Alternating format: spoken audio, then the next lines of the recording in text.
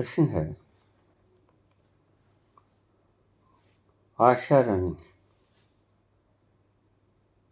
बाबा, मैं एक विधवा औरत हूँ।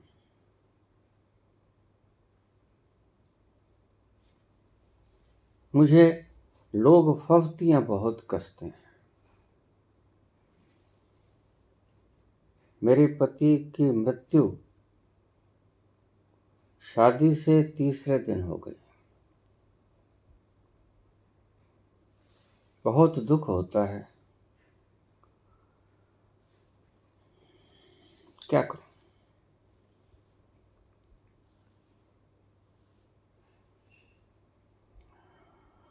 हर वक्त का हंसना तुझे बर्बाद कर देगा। हर वक्त का हंसना तुझे बर्बाद कर देगा। तन्हाई के लम्हों में कभी रो भी लिया करो। हर वक्त का हंसना तुम्हें बर्बाद कर देगा। तन्हाई के लम्हों में कभी रो भी लिया करो। मैं रोज इस प्रश्न का जवाब किसी न किसी तरह दे दिया करता हूँ। सभी बड़े बड़े संत जिन्हें हम आज पूजते हैं, इसे मर्ज के शिकार रहे हैं।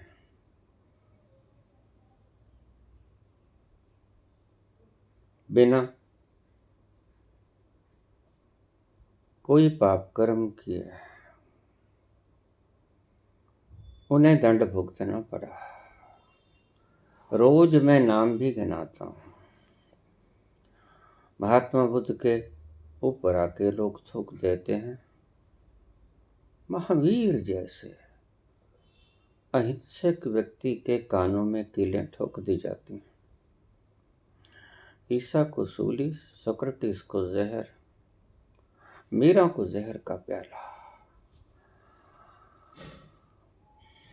सभी कुछ होता है। शादी के तीसरे दिन पति गुजर गया, इसमें तुम्हारा कोई दोष नहीं। लोग फफ्तियां कसते हैं।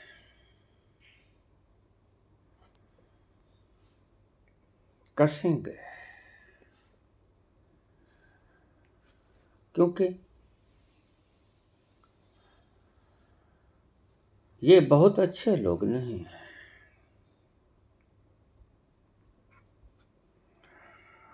रामकृष्ण ने एक बात लिखी है कि 3 व्यक्तियों का चित्त भूल के भी मत दुखा देना। पहला, जो स्त्री विधवा हो गई हो। अबला। दूसरा, पहला, जिसकी जवानी में जिसका पति का साया सिर से उठ गया हो, पहले से ही बहुत दुखी है। दूसरा, जिसका बुढ़ापे में जवान पुत्र गुजर गया हो, पहले से ही बहुत दुखी है।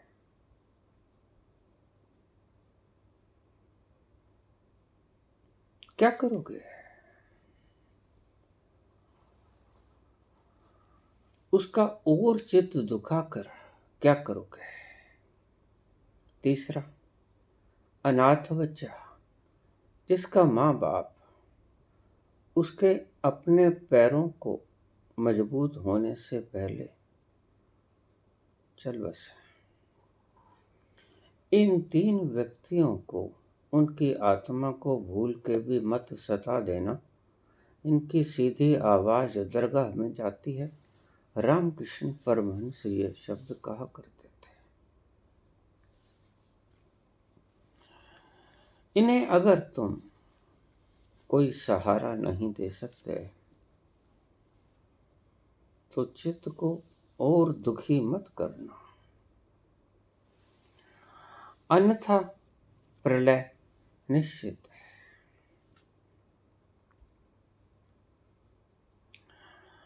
मैं रोज कहता हूं, नॉन रिएक्टिव हो जाओ। नॉन रिएक्टिव का यही मतलब है, तुम्हें कोई कुछ भी कहे, तुम उसकी कोई प्रतिक्रिया मत करो, तुम्हें मुश्किल पड़ेगी। क्योंकि ये घटना, संबोधि की घटना से पहले ऐसी वृत्ति नहीं आती, मजबूरी है। संबोधि ही परखनी हो तो इन बातों से परखी जाती है। संबोधि की घटना बुद्ध के ऊपर थूक गए, महावीर कीलें ठोंक दी। बुद्ध के ऊपर थूक गए। बुद्ध ने पूछा, समझ गया, कुछ और भी कहना है? बस समझ आ गई इसी बात में। महावीर के कीलें ठोक गई। महावीर कुछ न बोले, दर्द को सहते रहे। कोई FIR लॉज न कराई, कोई लोगों के आगे बावेला खड़ा न किया, कोई उससे भी नहीं पूछा कि ये तू काहे किया भाई।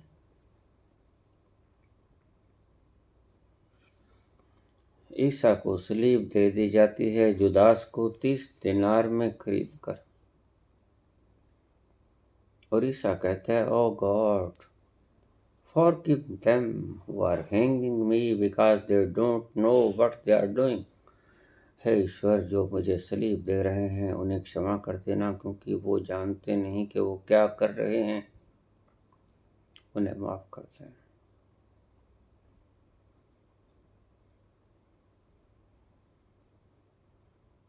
घबराओ मत, कोई रिएक्शन मत करो, उठेगी उठेगी। और जब मैं कहता हूं कि प्रकृति के ऊपर छोड़ दो, तो मेरी बात समझ लेना। शिशुपाल का जन्म हुआ। भगवान श्री कृष्ण और शिशुपाल मामा बुआ के बैठे थे।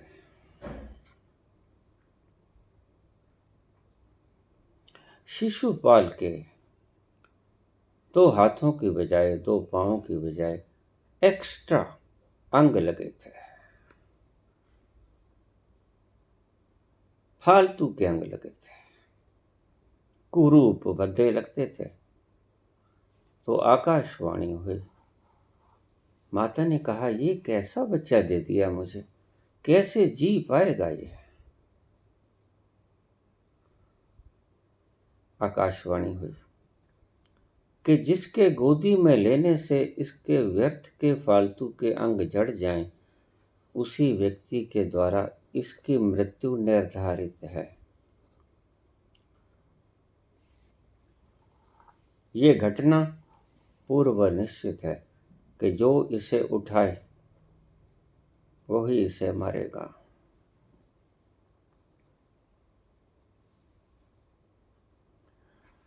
शिशुपाल को, बच्चे को सभी ने उठाया, माता ने उठाया, बुआ ने उठाया, सभी ने उठाया। लेकिन जैसे ही कृष्ण ने उसे उठाया, उसके फालतू के अंग झड़ गए। चौंकी शिशुपाल की माता बुआ, चौंकी। अरे कृष्ण, तू मारेगा इसको? तो कृष्ण बड़ा प्यारा जवाब देते हैं। कहते हैं, बुआ, अगर ईश्वर को यही मंजूर है तो करना ही पड़ेगा, क्या करूं? मेरी औकात ही क्या, मैं उसके लिखे को कैसे टाल दूं? मुझे करना ही होगा। नहीं नहीं, तुम ऐसा नहीं कर सकते पुत्र, तुम मुझे वचन दो, ये कितने भी गुनाह क्यों ना करते, तुम इसे मारोगे नहीं। तुम इसे क्षमा कर दोगे? तो कृष्ण बोले, देखिए, बिना गुनाह के तो किसी को दंड भी नहीं दिया जाता। ईश्वरीय विधान ही नहीं है। लेकिन मैं तुम्हें वायदा करता हूं बुआ, मैं इसके 100 अपराध क्षमा कर दूंगा। जैसे ही इसने 100 अपराधों को क्रॉस किया, मैं इसका वध कर दूंगा माता। ठीक है, मुझे मंजूर है। 100 अपराध कहाँ करेगा ये मूर्ख, लेकिन कुछ लोग इतने मूर्ख होते हैं। शिशुपाल भी ऐसा ही मूर्ख था।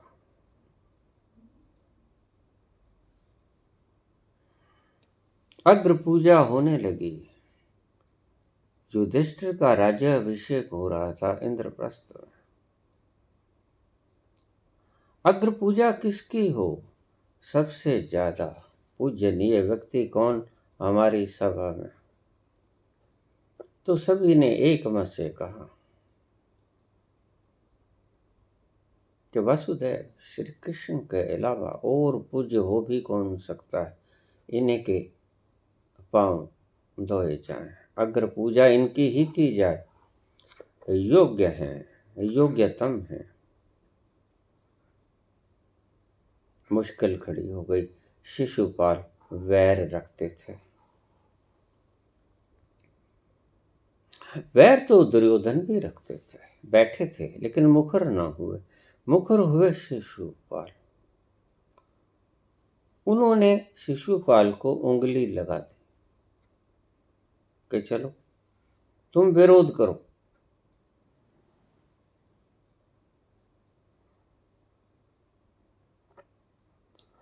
ये किसी के कांधे पर बंदूक रख के चलाने वाले लोगों से सावधान रहना।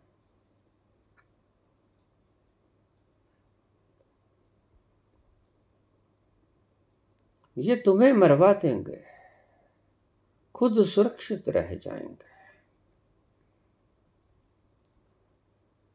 शिशुपाल क्रुद्ध हुआ।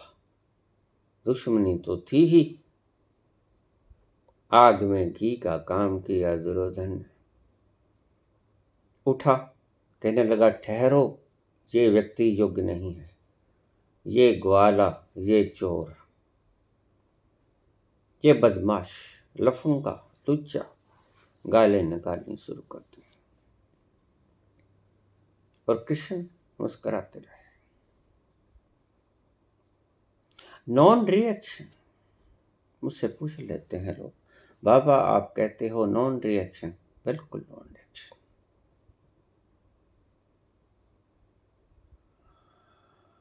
तो फिर अगर कोई एक थप्पड़ मारता है और हम चुप रह जाएं, वो दूसरा मारेगा। निश्चित ही आपकी बात ठीक है। लेकिन या तो आत्मा को बचा लेना या अपनी इमेज को बचा लेना, एक को तो खोना ही पड़ेगा। शांति को बचा लेना या अपनी छवि को बचा लेना, एक की कुर्बानी देनी ही पड़ेगी अगर ऐसा वक्त आता है तो।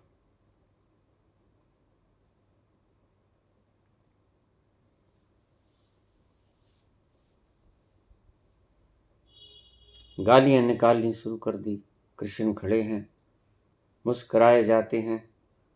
जैसे ही 90 का आंकड़ा पार हुआ तो कृष्ण ने कहा, शिशुपाल, मैंने तुम्हारी माता को वचन दिया कि तुम्हारे 100 अपराध क्षमा कर दूंगा। 90 हो गए। वो तैश में आ गया।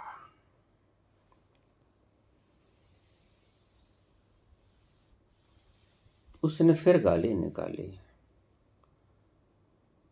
कृष्ण गिनते गए, गाली निकालता रहा। 99 हो गई तो तो कृष्ण कहने लगे, ठहरो, अब इसके बाद मेरे पास कोई मौका नहीं। तुम्हारे 100 अपराध क्षमा करने का प्रण मैंने माता को दिया। अब तुम्हारे अपराध पूरे होने जा रहे हैं। तो शिशुपाल ने फिर गाली निकाली।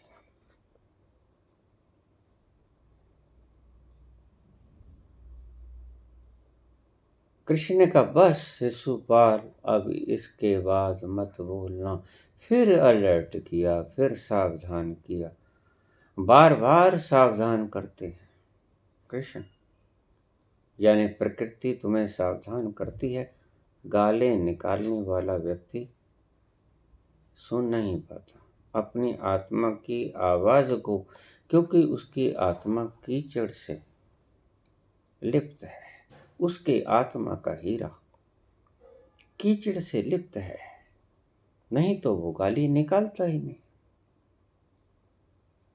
पहली गाली में ही समझ जाता कि मुझसे गलती हुई, क्षमा मांग लेता। कृष्ण ने कहा कि रुक जाओ, मेरा वचन पूरा हुआ, अब इसके बाद एक शब्द भी मत बोलना शिशुपाल।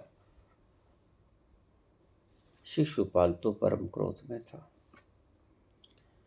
फिर वही गलती दोहरा दी शिशुपाल ने, और कृष्ण ने अपना सुदर्शन चक्र लेकर उसका वध कर दिया। शीश धड़ से अलग कर दिया।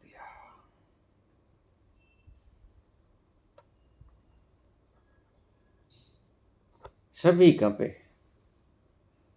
हस्तिनापुर के सभी लोग वहां बैठे थे, आमंत्रित थे।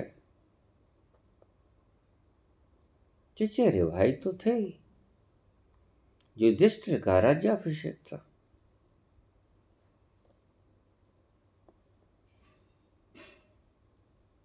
अब तुम कहोगे हम कोई कृष्ण थोड़े।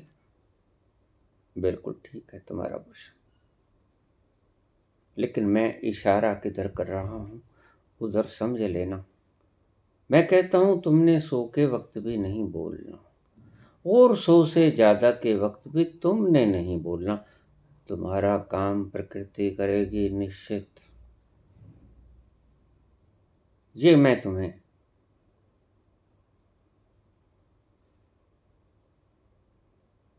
स्पष्ट करता हूं। मैं तुम्हें इस बात की गारंटी देता हूं कि तुम अगर प्रकृति के सहारे उस व्यक्ति के कर्मों का एक्शन रिएक्शन छोड़ दोगे, निश्चित ही प्रकृति अपना काम करेगी। अगर तुमने अपना काम खुद किया तो प्रकृति काम नहीं करेगी।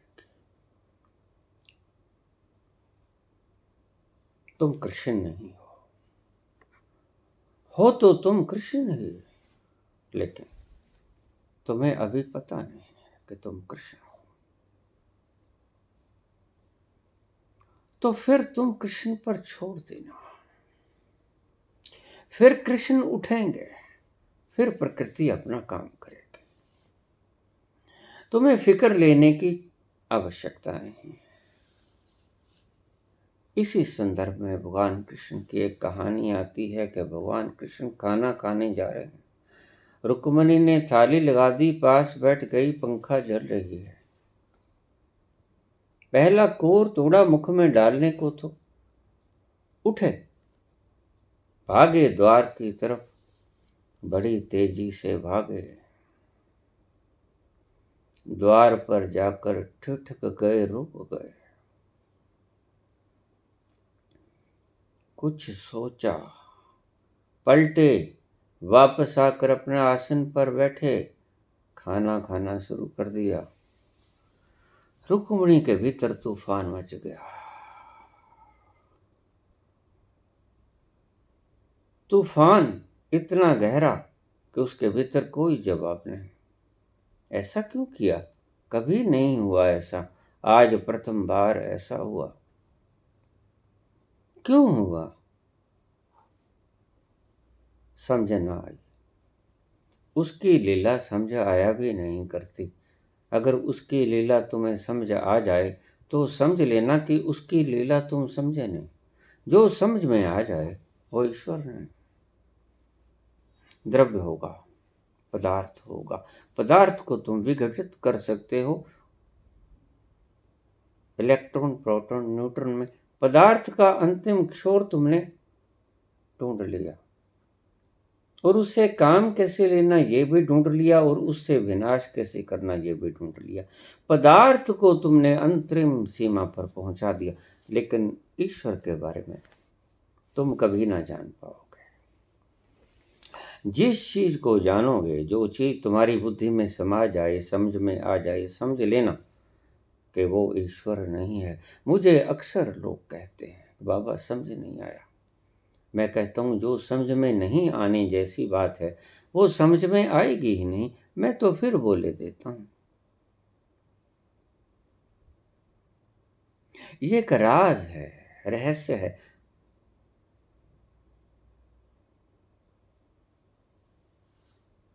रहस्य रहस्य ही रहेगा, समझ में नहीं आएगा।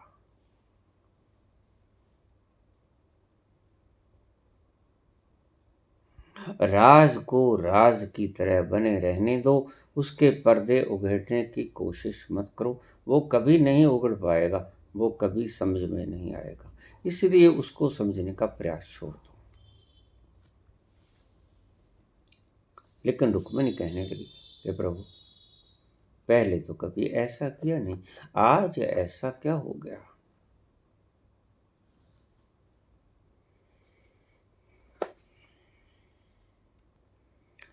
इससे पहले कभी खाना खाते वक्त इस तरह ना उठे थे, ना भागे थे, और फिर भागे थे तो वापस क्यों आ गए।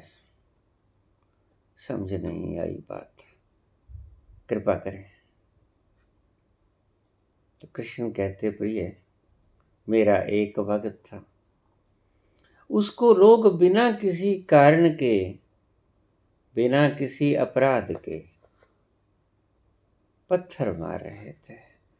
और जैसे ही उसको पत्थर लगता वो कहता, हे भगवान कृष्ण अब तू ही जान, तू जाने तेरा काम जाने। फिर क्या हुआ भगवान? फिर जब वो पत्थर मारते ही रहे तो आखिर मुझे उठना पड़ा रुक्मिणी। जब कोई इंतहा कर देता है जुल्मों की, तब मुझे ही थामना पड़ता है उसे।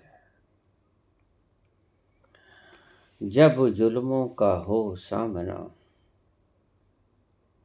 तब तू ही हमें थामना। मैं ही थामता हूँ जब जुल्मों का सामना अपनी अति पर आ जाता है। बस तुम सहते रहो। तुमने कोई रिएक्शन नहीं करना, तुमने कोई प्रत्युत्तर नहीं देना। सबसे सुंदर तरीका है, best way of happy life. क्योंकि एक आदमी एक्शन करेगा, तुम रिएक्शन करोगे, उसके रिएक्शन में फिर वो 1000 तरह के एक्शन करेगा। एक्शन रिएक्शन, एक्शन रिएक्शन में जीवन उलझ जाएगा। कई व्यक्ति सिर्फ एक एक्शन की रिएक्शन करने में ही अपना जीवन व्यर्थ कर देते हैं। इस बात को ठीक से समझ लें। एक गलती, एक एक्शन का रिएक्शन, जीवन बर्बाद।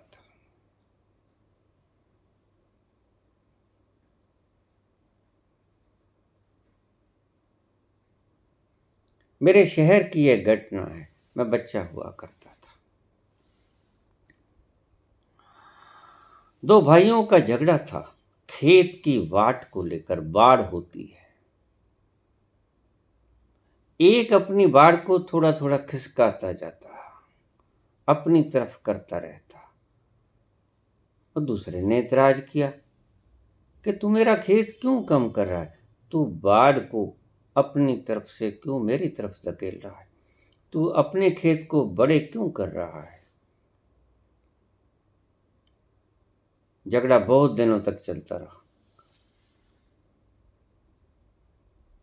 मैं बच्चा था, जा रहा था उसी सड़क पर, वो झगड़ रहे थे, दोनों के हाथों में गंडासे।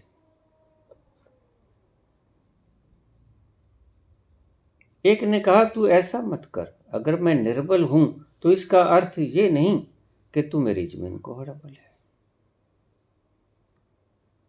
तो वो जो जोरावर था, जिसके पास ज्यादा जमीन थी, मुश्किल गरीब व्यक्ति के पास 3-5 एकड़ बीघा जमीन होगी, और दूसरे के पास करीब 60-70 बीघा। बली व्यक्ति को अहंकार होता है, उसका अहंकार बोल पड़ा कि मैं तो ऐसे ही करूंगा। निर्बल व्यक्ति क्या करे? वो भी तैश में आ गया। वो कहता, अच्छा फिर तू ऐसा ही करेगा? बिल्कुल ऐसा ही करूंगा। उसने वहां सड़क के ऊपर एक लकीर खींच दी। कहता, अच्छा ये मेरी बाड़, परली तरफ तेरी बाड़, इधर मेरा खेत उधर तेरा खेत, ये बीच में बाड़, लकीर मैंने खींच दी, इस लकीर को लांग के दिखा दे। वहां कोई खेत नहीं, वहां कोई बाढ़ नहीं है, सड़क के ऊपर झगड़ा हो रहा है, लकीर खींच दी गई, दोनों तैश में। गरीब ने, दुखी हुए ने लकीर खींची, और उस अमीर ने अपने अहंकार के कारण उस लकीर को लांग लिया। वो कहता है, इसको लांग के दिखा। उसने उसके पांव के ऊपर क्रॉस किया और दूसरी तरफ आ गया, ये ले लांग दी। एक ने कहा, लांग के दिखा, ये मेरी बाड़ है खेत की, और उसने पांव दूसरी तरफ किया। वो कहता है, ये ले लांग दी। तो वो कहता है, ये ले लांग दी। तो उसने गंडासा उठाया, वो कहता है, ये ले। गर्दन उतार दी, एक तरफ धड़ एक तरफ सिर।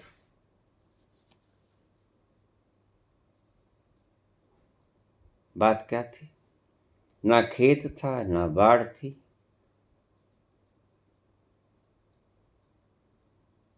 उसको उम्र कैद हो गई। कई बार छोटी छोटी हमारे रिएक्शन, बेवक्त के रिएक्शन, हमारी सारी जिंदगी को कुरूप कर जाते हैं। ऐसा मत करना, प्रकृति पर छोड़ दो, फिर वो जो दंड दे उसके ऊपर किसी को कोई ऐतराज नहीं होगा।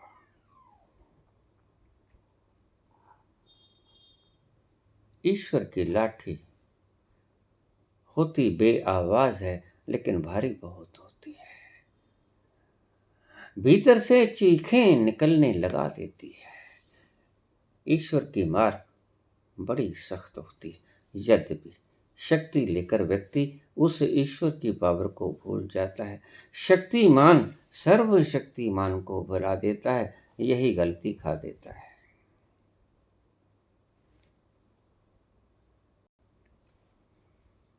रुक्मिणी बोली, फिर प्रभु? फिर मुझे ही जाना था, मैं भागा, फिर भागा, लेकिन जैसे ही मैं दरवाजे तक गया, उसके सब्र की इंतहा हो गई। उसने खुद ही पत्थर उठा लिया था, और बड़ा भारी पत्थर उठा लिया था। क्या बाप, अब मारो मुझे। फिर जब उसने बड़ा पत्थर उठा लिया तो रुक्मिणी, मुझे वापस आना ही पड़ा। मैं आकर अपना काम करना शुरू कर दिया, खाना खाना शुरू कर दिया। ये कहानी है, इसके भीतर एक बड़ा रहस्य छुपा हुआ है।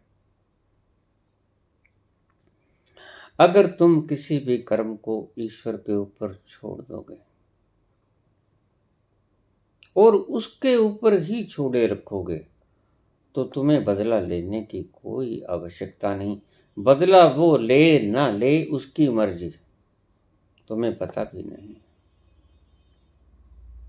हो सकता है कोई व्यक्ति तुम्हें तो दुखी कर रहा हो कि तुम्हारे दुखी करने का वक्त आ गया। ये ईश्वर को ज़्यादा पता, प्रकृति के नियमों को ज़्यादा पता, तुम्हें नहीं पता ज़्यादा। जब तुम प्रकृति के ऊपर छोड़ दोगे तो प्रकृति उसे दंड दे या पुरस्कार दे, उसकी तरफ भी ख्याल मत करना। हो सकता है प्रकृति तुम्हें अपने कर्मों का, पुराने कर्मों का फल भुगताने में व्यस्त हो, लेकिन क्योंकि तुम पुराने घरों को जानते ही नहीं, इसलिए तुम्हें कुछ पता नहीं कि ये क्या हो रहा है, ऐसा प्रकृति क्यों करवा रही है। तुम अनजान हो, अनभिज्ञ हो, रुक जाना। तुम ऐसी दीवार बन जाना जिसके साथ गेंद टकराए और टकरा के वापस ना जा पाए, वो उस दीवार में ही समा जाए। ऐसी रिएक्शन कि टकरा के वापस ना जाए, तुम उस लॉ को फेल कर देना। To every action there is an equal and opposite reaction. प्रत्येक क्रिया की समान और विपरीत प्रतिक्रिया होती है, लेकिन ये बात जड़ के लिए ठीक है। तुम तो चेतन हो, तुमने उस प्रहार को पी जाना है, बस तुम्हारी जिंदगी सुखी बीतेगी। सुखी जीवन का ये बड़े से बड़ा रहस्य है। हम सभी कहीं ना कहीं इसी कारण से दुखी होते हैं। सच पूछो तो इसी कारण ही से दुखी होते हैं। हम एक्शन की रिएक्शन करते हैं। और देखिए, कुछ धर्म हमें सिखाते हैं कि जो आपको चांटा मारे उसके पांव पकड़ लेना, ब्लैक बॉल गिरे आप व्हाइट बॉल कर देना। नहीं नहीं, ऐसी मूर्खता भी मत करना। तुमने नया कर्म खड़ा किया, नॉन रिएक्टिव, प्रत्युत्तर ही नहीं, तुमने पांव भी नहीं पकड़ना। जिसने चांटा मार दिया मार दिया।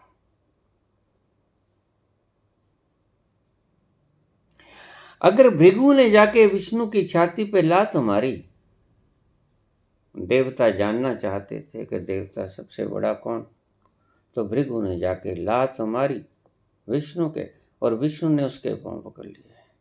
हे ब्रह्मदेव, मेरी छाती वज्रसी कठोर, आपके पांव हे ब्रह्मदेव फूल के समान कोमल, कहीं चोट तो नहीं लगी।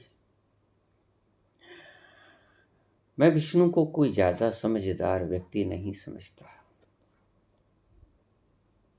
एक्शन हो गया, एक्शन का रिएक्शन हो गया। मैं ज्यादा समझदार देवता नहीं समझता। अगर भृगु की जगह मुझे ये कार्य दिया जाता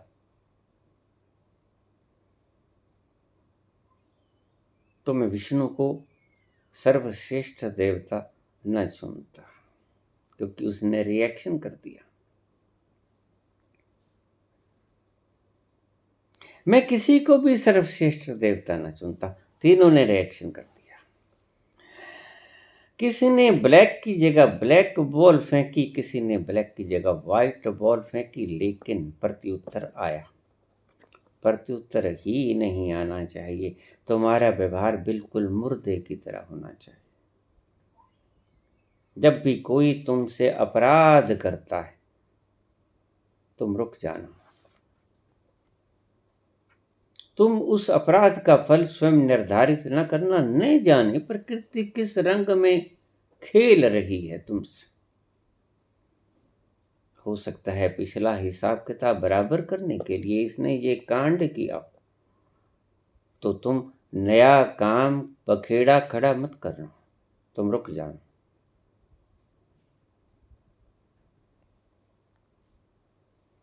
प्रकृति खुद दंडित करे, प्रकृति खुद पुरस्कृत करे। बहुत से लोग मुझे कह देते हैं, बाबा हमने कभी कोई अपने जीवन में पाप नहीं किया, बहुत दुखी हैं, और हमारे सामने पापी लोग बहुत सुखी हैं। क्यों? मैंने कहा उसकी रजा, उसकी रजा, यानी वो जो भुगता रहा है, आपके द्वारा जो उसने कर्म किए आपके द्वारा ही भुगताएगा। और किसके द्वारा भुगताएगा? वो ज्यादा सियाना है तुमसे। जैसे ही तुम उसको कम सियाना आंकना शुरू कर देते हो, तुम मूर्ख हुए।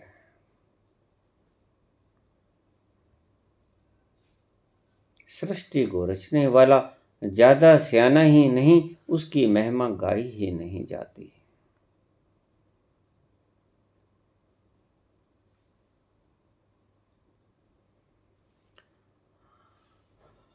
असंख्य मूर्ख अंधकोर, जपजी साहब की ये पौड़ी है, 18वीं पौड़ी।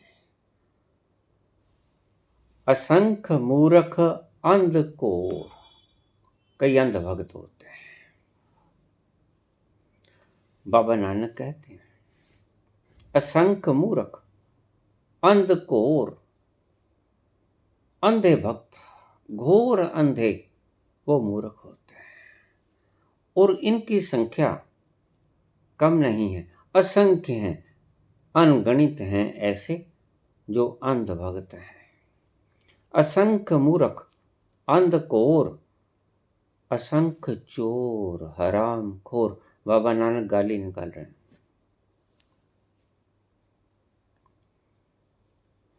असंख्य मूर्ख अंधकोर, असंख्य चोर हराम खोर।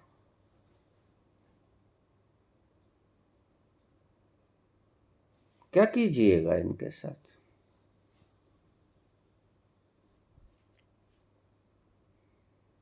पक्की शाही है, मिटती नहीं। असंख्य अमर कर जाहि जोर, असंख्य जो अपने जोर के ऊपर अमर होना चाहते हैं। जोर के ऊपर कभी अमर हुआ ही नहीं जा सकता। दिमागों के ऊपर अपनी प्रभु सत्ता को स्थापित करके कभी तुम राज नहीं कर सकोगे। राज करना चाहते हो, अमर होना चाहते हो सदा के लिए, तो हृदयों के ऊपर राज करना होगा, हृदय सम्राट बनना होगा, इतना विशाल हृदय पैदा करना होगा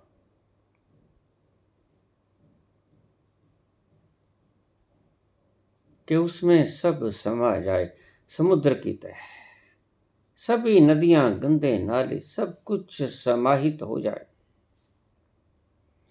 किसी ने स्तुति की वो भी समा गई, और किसी ने निंदा की वो भी समा गई।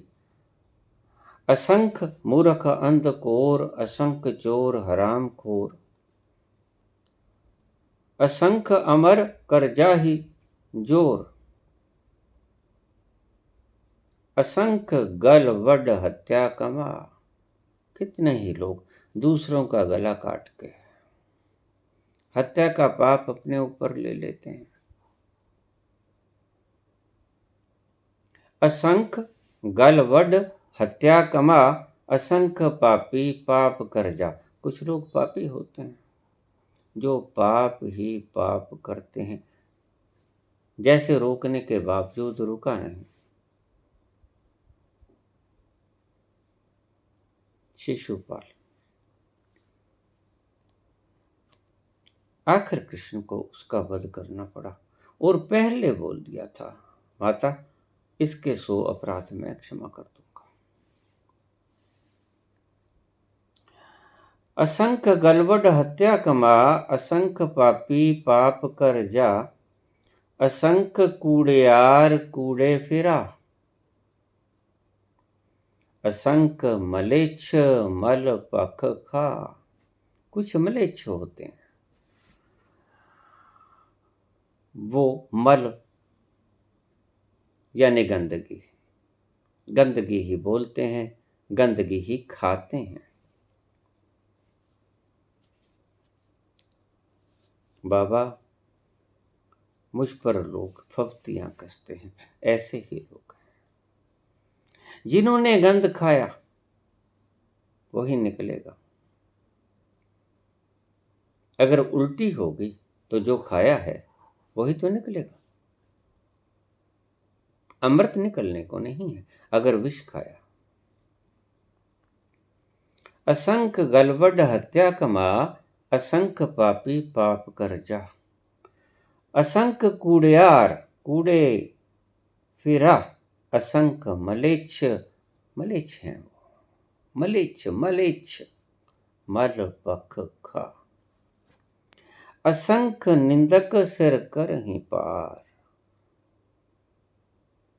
जो तुम्हें फफ्तियां कसते हैं, तुम्हारी निंदा करते हैं कि 3 दिन पहले शादी हुई और 3 दिन में ऐसी डायन आ गई कि घर को खा गई। माता कहती होगी मेरे पुत्र को खा गई।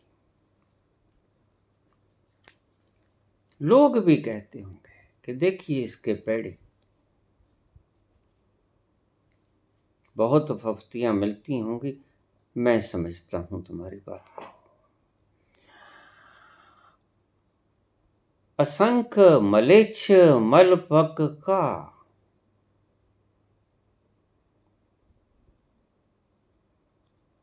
असंख्य निंदक सिर कर ये पार। बहुत से निंदा करने वाले निंदक अपने सिर पे ही भार रख लेते हैं। नानक नीच कह विचार। नानक कहते हैं कि मैं ये शब्द सारे नीच लोगों के लिए बोले हैं। वो नीच किसे कहते हैं? ऐसे ही लोगों को वो नीच कहते हैं। बाबा नानक जैसा सत्पुरुष जो कहता है एक ओंकार, वो ये शब्द बोलने पड़ रहे हैं उसे। एक ओंकार कहने वाला व्यक्ति कहता है कि मैं नीच का विचार करके बोल रहा हूं कि नीच व्यक्ति कैसे होते हैं। उसे श्रेष्ठ से श्रेष्ठतम भी उपलब्ध हुआ, उसे विशाल से विशालतम भी उपलब्ध हुआ। चांद तारों तक दूर दराज तक यूनिवर्स के भीतर वो फैले। और वो ये भी बोलते हैं कि मैं असंख्य निंदक सिर कर ही पार, नानक नीच कर ही विचार। मैं नीच लोगों के बारे में तुम्हें बोलता हूँ कि ऐसे ही लोग नीच होते हैं जो तुम पर फफ्तियां कसते हैं।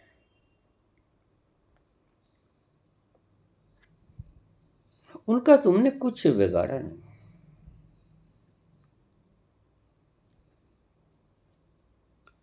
उनका तुमने कुछ खराब नहीं किया,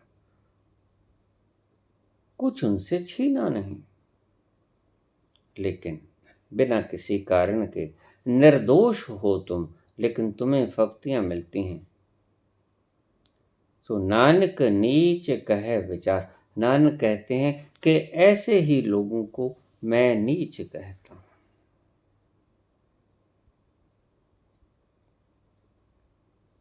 तुम जाति से उच्च और नीच करते हो, बाबा नानक कर्मों से नीच और उच्च करते हैं। असंख्य निंदक सिर कर ही पार। निंदा कर कर तुम अपने ही दिमाग के ऊपर, सिर के ऊपर भार को रख लेते हो। नानक नीच कहे विचार। और जो नीचता करता है, ध्यान रखना, प्रकृति भी उसके साथ नीचता का ही व्यवहार करती है।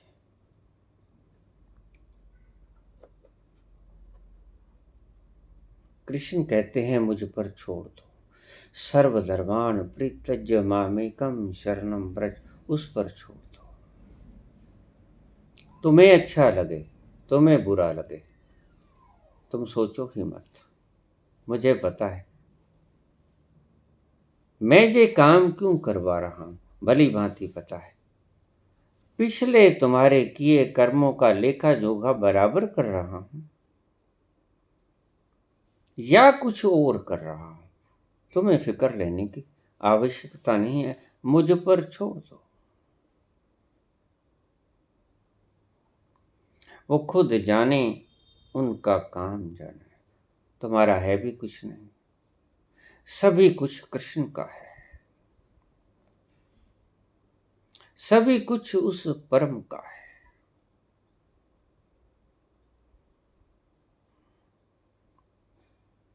हमने तो सिर्फ मैं करके, मैं शब्द करके, हमने तो जमीनों के ऊपर लकीरें खींच के उसके ऊपर अपना नाम भर लिख लिया है, लेकिन असली मालिक कौन? नहीं है। असली मालिक तो जिसने बनाया वो है, और वो ही रहेगा सदा। हम चले जाएंगे, और समय सिर्फ मेरे पास ही कम नहीं, समय सभी के पास कम है। भूल जाते हैं लोग कि एक व्यक्ति के पास समय कम नहीं होता। हम सराय में आए हैं, कितने दिन रुकेंगे?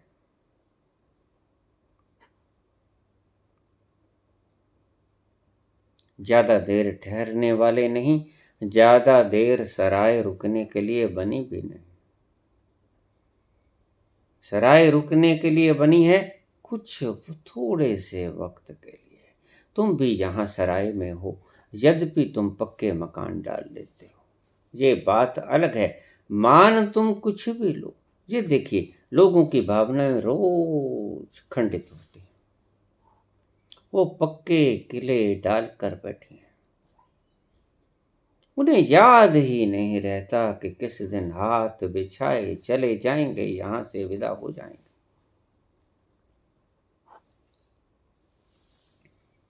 कल ही मुझे एक कमेंट आया किसी व्यक्ति का, बाबा तुम्हारी बातों को तुम्हारे जाने के बाद लोग सर्च करेंगे, कोई नई बात नहीं कही तुमने, वही पुरानी बात जो सदा से सच रही है वही तुमने दोहरा दी। किसके जाने के बाद लोगों ने उसे अच्छा नहीं कहा? जब कोई आदमी मर जाता है लोग कहते हैं ठीक था, अच्छा था, भला था। भलाई याद आती है, जीते जी व्यक्ति की बुराई याद आती है, चाहे उसने भलाई ही क्यों ना करती। किसने तुम्हारे सिर का गंध का टोकरा उठा के एक तरफ फेंक दिया, लेकिन तुम कहोगे बहुत बुरा किया इस आदमी ने। मेरे हीरे जवाहरात से भरा हुआ मेरा बट्ठल फेंक दिया, यद्यपि उसमें मल भख भरा हुआ था।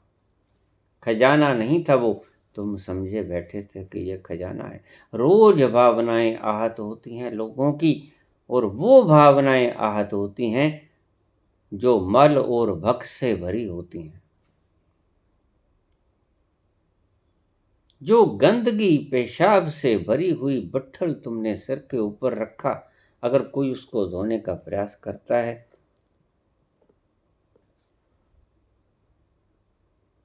तो तुम कहते हो कि हमारा खजाना लूट लिया। हाय लूट गए, मर गए, कितनी देर के लिए यहां आए। असंख्य निंदक सिर कर ही पार, नानक नीच कह विचार। नानक कहते हैं कि मैंने ये नीच लोगों का विचार आपको बता दिया, पहचान बचा दी कि लोग नीच जो होते हैं वो ऐसे होते हैं, जिसका कसूर नहीं, उसका कसूर निकाल के तुम उसके ऊपर गालियां निकालते हो, उसके ऊपर तुम भद्दे फब्तियां कसते हो, उसका कोई कसूर नहीं। जीवन और मौत, एक तरफ तुम कहते हो कि भगवान के हाथ में है, एक तरफ तुम कहते हो कोई इस राक्षसनी का पेड़ा पड़ा तो इसका घर वाला मर गया, उसका क्या कसूर। जीवन और मौत, हानि लाभ जीवन मरण, यश अपयश विधि हाथ, फिर तुम भूल जाते हो इन शब्दों को। विधि के हाथ में नहीं,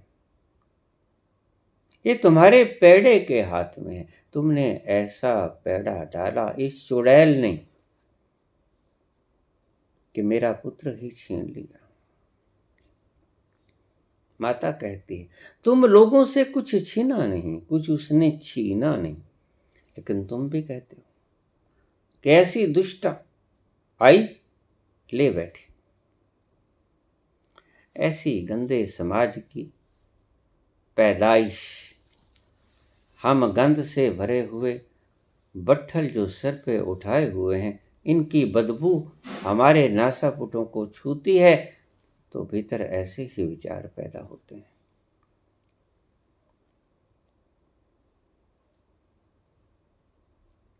ये चोर हैं, ये हराम खोर हैं नानक की दृष्टि में। असंख्य निंदक सिर कर ही पार, अपने ही सिर के ऊपर भार कर लेते हैं, यद्यपि पहले से ही भार कम न था। तुम गंदगी के टोकरे उठाए फिर रहे हो और निंदा कर कर इस भार को और प्रबल कर देते हो।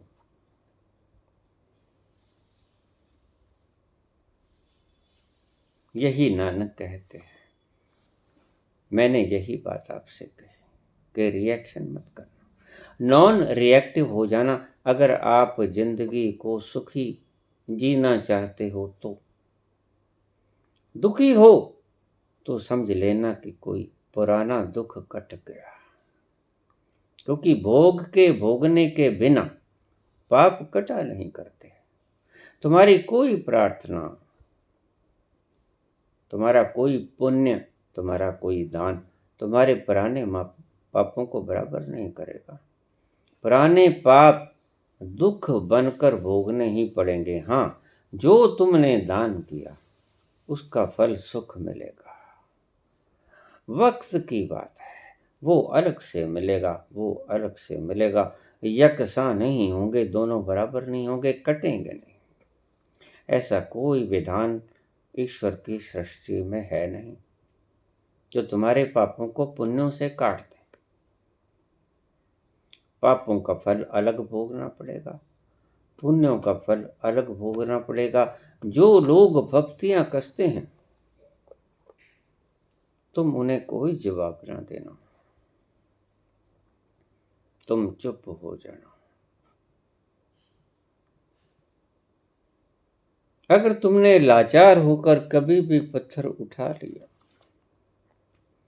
तो फिर भगवान कृष्ण यद्यपि द्वार तक आ गए होंगे, लेकिन वापस चले जाएंगे। याद रखना, आएंगे, तुम्हारी नॉन रिएक्शन के कारण आएंगे, दौड़े दौड़े आएंगे, लेकिन जैसे ही तुमने पत्थर उठाया तुम्हें पता भी नहीं चलेगा, वो वापस चले जाएंगे।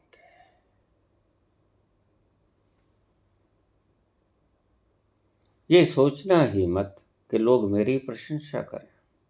हर वक्त का हंसना तुझे बर्बाद कर देगा।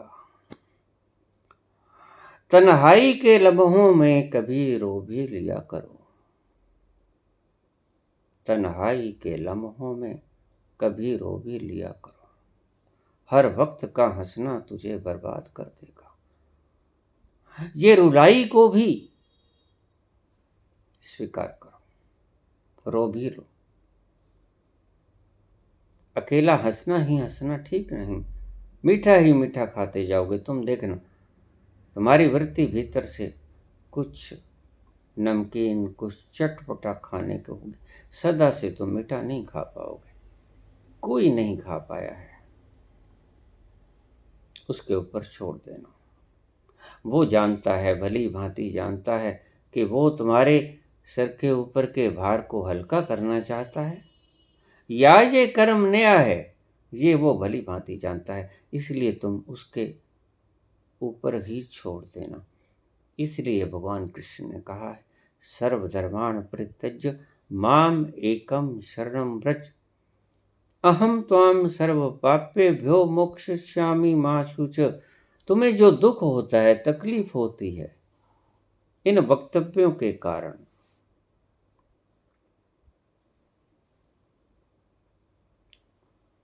पाप के कारण दुख होता है और उस पाप को वो खत्म कर देते हैं। अहम त्वाम सर्व पापेभ्यो मोक्षयिष्यामि मा शुच, मैं तुम्हारे सभी पापों को हर लूंगा। फफ्तियां कसने से जो तुम्हें पाप होगा वो जाने, उसका काम जाने, वो तुम्हें सुखी कर देगा। और जो व्यक्ति सुखी हो गया उसे और किस चीज की जरूरत होती है। सुख सबसे बड़ी जरूरत है आदमी की। परम सुख हमारी आत्मा की खुराक है जो हम उसे दे नहीं पाते। हम सारी जीवन एक्शन रिएक्शन में ही गुजार देते हैं। नहीं, ऐसा काम मत करना जो किसी गलती के लिए सारी उम्र तुम बंधन में पड़ जाओ।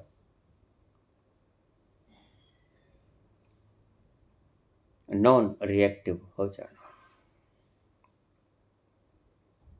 धन्यवाद।